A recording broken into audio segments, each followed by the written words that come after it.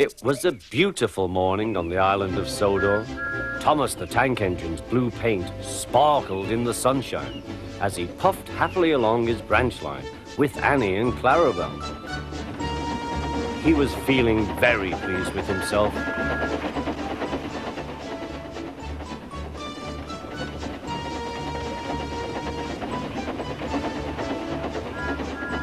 "Hello, Thomas," whistled Percy. "You look splendid."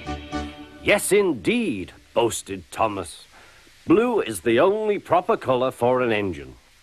"Oh, I don't know. I like my brown paint," said Toby. "I've always been green. I wouldn't want to be any other color either," added Percy.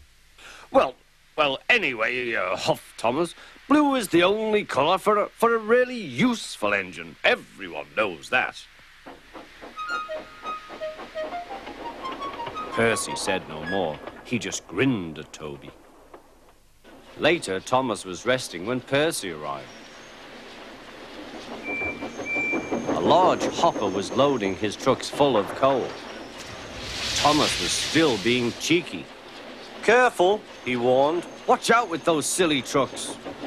Go on, go on, go on," muttered the trucks. "And by the way," went on Thomas, "those buffers don't look very safe to me." The last load poured down. "Help! I'm choking!" cried Thomas. "Get me out!" Percy was worried, but he couldn't help laughing. Thomas's smart blue paint was covered in coal dust from smoke box to bunker. "Ha ha," chuckled Percy. "You don't look really useful now, Thomas. You look really disgraceful." "I'm not disgraceful," choked Thomas. "You did that on purpose. Get me out."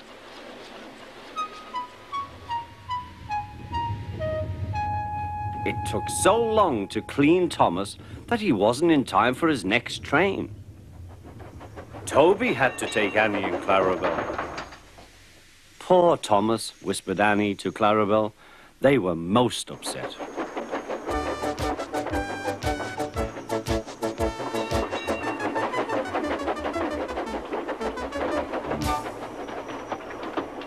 Thomas was grumpy in the shed that night.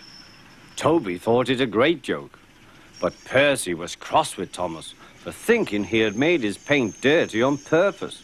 Fancy a really useful blue engine like Thomas becoming a disgrace to the Fat Controller's railway. Next day, Thomas was feeling more cheerful as he watched Percy bring his trucks from the junction. The trucks were heavy and Percy was tired.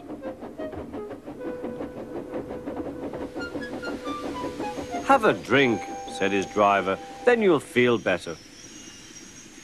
The water column stood at the end of the siding with the unsafe buffers. Suddenly, Percy found that he couldn't stop. The buffers didn't stop him either.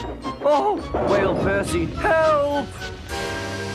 The buffers were broken and Percy was wheel-deep in coal. It was time for Thomas to leave. He had seen everything. "Now Percy has learned his lesson too," he chuckled to himself.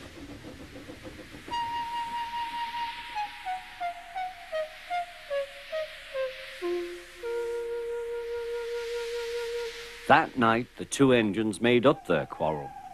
"I didn't cause your accident on purpose, Thomas," whispered Percy. "You do know that, don't you?" "Of course," replied Thomas, "and I'm sorry I was cheeky. Your green paint looks splendid again, too. In future, we'll both be more careful of coal."